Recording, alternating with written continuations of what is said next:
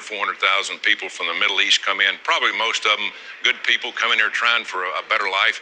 But we've got a lot here, Adrian, that are not here for a better life. We're in trouble.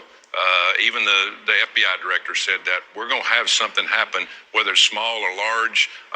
A lot of things happen at one time, and it's all because we have not protected American citizens at the southern and northern border. Yeah, and the chaos there just is a recipe for things to happen, domestic terror. Well, the Senate Homeland Security Committee is holding a hearing on what it's calling threats to the homeland.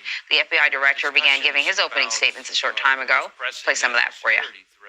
That what we face and what we're doing to tackle them are always important, but it seems especially well-timed this year with the dangerous implications the very fluid situation in the Middle East has for our homeland security. The reality is that the terrorism threat has been elevated throughout 2023, but the ongoing war in the Middle East has raised the threat of an attack against Americans in the United States to a whole nother level.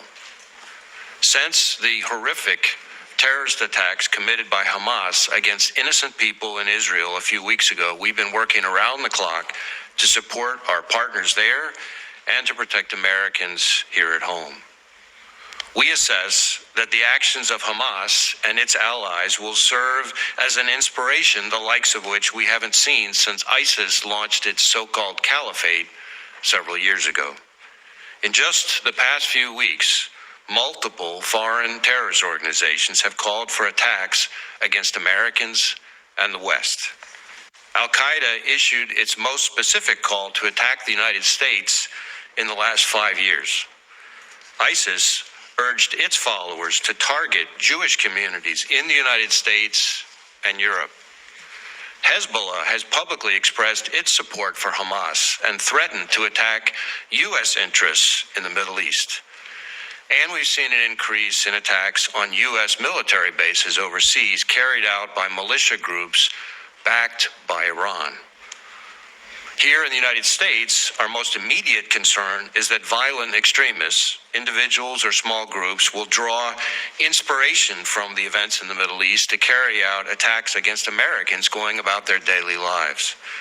That includes not just homegrown violent extremists inspired by a foreign terrorist organization, but also domestic violent extremists targeting Jewish or Muslim communities.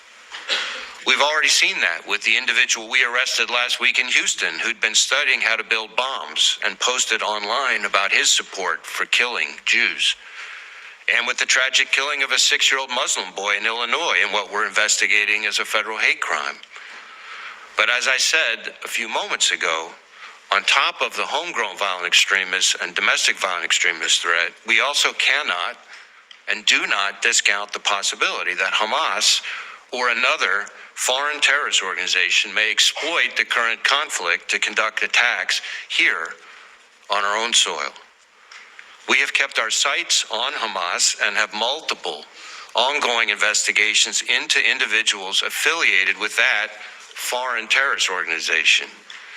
And while historically our Hamas cases have identified individuals located here who are facilitating and financing Hamas's terrorism overseas, we're continuing to scrutinize our intelligence to assess how the threat may be evolving.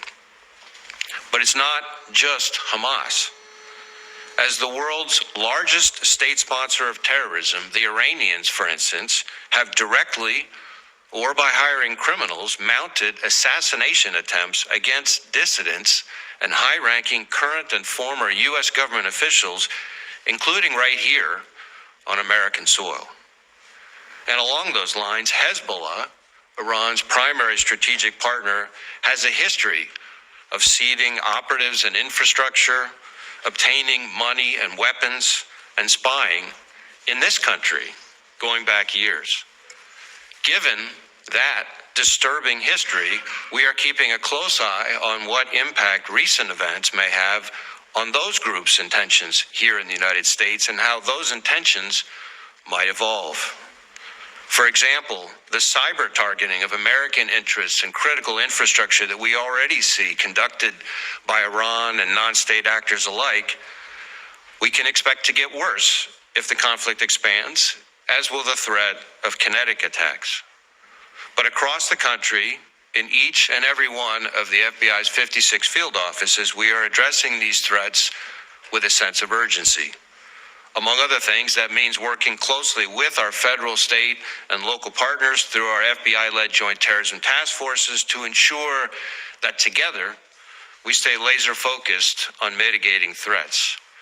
Taking an even closer look at existing investigations and canvassing our sources to improve our intelligence, and then sharing that information with our partners.